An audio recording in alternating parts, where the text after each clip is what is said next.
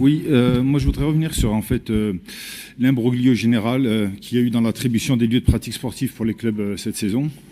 Donc nous avons été interpellés, notamment lors du week-end de la vie associative, par beaucoup de dirigeants sportifs qui ne comprennent pas certaines attributions de créneaux horaires et de lieux de pratique sportive sur les gymnases, piscines ou stades de la ville de Saint-Étienne pour cette nouvelle saison. En effet, certaines attributions ne correspondent pas du tout aux différents souhaits exprimés par ces mêmes clubs. Si quelques membres d'associations n'osent pas ouvertement se plaindre de cette situation, par peur d'avoir à subir des retombées négatives, d'autres ont carrément franchi le pas et se sont même retrouvés dans l'obligation de manifester leur mécontentement sur les marches de l'hôtel de ville et dans la presse afin de faire entendre leur voix. Les gymnases sont saturés, comme par exemple celui de la Métard Sud-Est.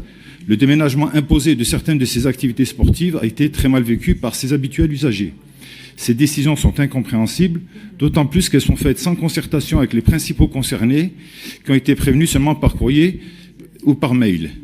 Tout comme les clubs de football, que l'on trimballe de gauche à droite et à qui l'on demande de s'entraîner sur un terrain la semaine, mais de jouer le week-end sur un autre, obligeant ainsi les dirigeants à transporter dans leur propre véhicule tout le matériel nécessaire au bon déroulement des rencontres, comme s'ils n'avaient que ça à faire. Tout cela au plus grand désarroi du personnel municipal qui assure l'accueil de ces équipes sur les sites de Méon et de l'Étivalière, pour ne citer que. Un personnel que nous tenons d'ailleurs à saluer et à féliciter. La manière dont ils gèrent cette masse de travail supplémentaire est remarquable. Mais attention, car ils sont au bord de la rupture.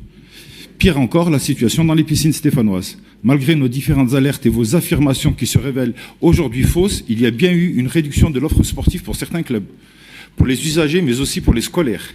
Des lignes d'eau ont bien été supprimées à certaines associations qui se voient dans l'obligation de réduire leurs activités et de ne pas en renouveler d'autres. Sans compter les clubs qui se dirigent dorénavant vers les piscines d'autres communes limitrophes de notre ville. Eux aussi regrettent d'avoir appris la décision de ces nouvelles attributions par courrier ou par mail non signé par la direction des sports. Nous vous rappelons que le savoir nager est essentiel, voire vital, bien plus que le savoir patiner. D'ailleurs, les maîtres nageurs ont entamé un mouvement de grève ce samedi qui devrait s'étaler sur les 2 prochains week-ends. Ils ont vécu un été particulièrement difficile, émaillé de nombreux incidents, incivilités, bagarres, surfréquentation, etc. Une situation devenue insoutenable pour eux, comme pour les différents usagers des piscines stéphanoises, et pourtant tout cela était prévisible. Ce manque évident de communication et de pédagogie est vécu comme un affront par tous les bénévoles qui œuvrent au quotidien afin de permettre au plus grand nombre de personnes d'avoir la possibilité de pratiquer une activité sportive sûre et encadrée. Ils ne comptent pas leurs heures et leurs efforts et sacrifient bien souvent une partie de leur vie pour le bien-être général. C'est bien de se targuer d'être une ville sportive qui a apporté sa contribution à la réussite des Jeux Olympiques et Paralympiques de cet été. Mais l'ascenseur doit être avant tout envoyé en direction du monde sportif amateur, sans qui tout cela n'aurait pas été possible. Alors de grâce, ayez pour tous ces milliers de passionnés un peu de respect et de considération, en leur donnant les moyens de bien travailler. Enfin, pour conclure, comment ne pas voir dans ce dysfonctionnement général un manque évident d'équipements sportifs, comme nous l'avions déjà dénoncé par le passé. Les demandes de nos concitoyens et concitoyennes pour plus de pratiques sportives est de plus en plus importante, et c'est tant mieux.